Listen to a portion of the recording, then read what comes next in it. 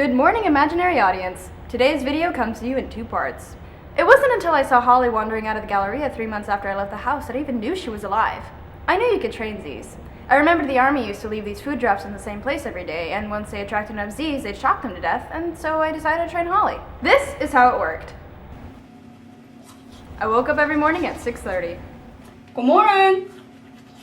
I got in my car at Henry David to go at exactly 6:45 a.m. and began the drive up to Memorial. Incidentally, this was the only time I listened to music every day. Bounce, rock, roll, escape. Roll up, murder my enemies and roll away. The sun's shining, but my girl make it cold today. Got a lot of money, baby, can't fold today. First stop was a house on Taggart where I kept my piñata collection. There were thousands of piñatas untouched in the party supply stores around Houston, so I filled the whole house with them. For whatever reason, I seemed to be the only person interested in piñata-specific looting in the entire Bayou City area. I always stuff the piñata with candy, sugary cereal, and 2 or 3 protein bars. The protein bars are the most important. They deliver the fuel that little Z's need to keep Z'ing, but they don't smell very enticing for whatever reason, so that's what the other stuff's for. In case you were wondering, exactly 100% of the stuff contains corn products. Memorial Park was a pocket of land set aside when it was still on the outskirts of the city. Of course, what used to be the outskirts of the city is now closer to the center than the city limits. You hear this all the time in Houston. It's a pretty big foresty place with a golf course and a baseball field and a run trail and whatnot, all Z-friendly areas. This is where Holly's planting crew roams.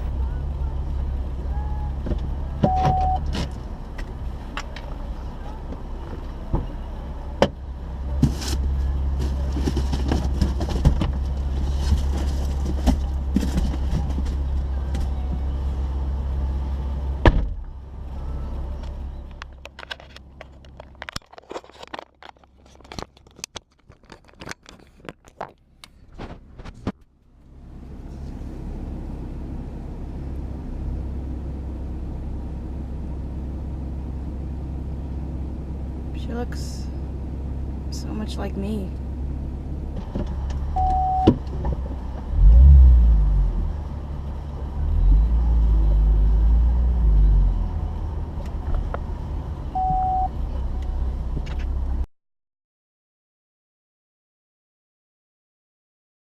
Afterwards, I'd head back to Rice where Caroline was already cooking rabbits for breakfast.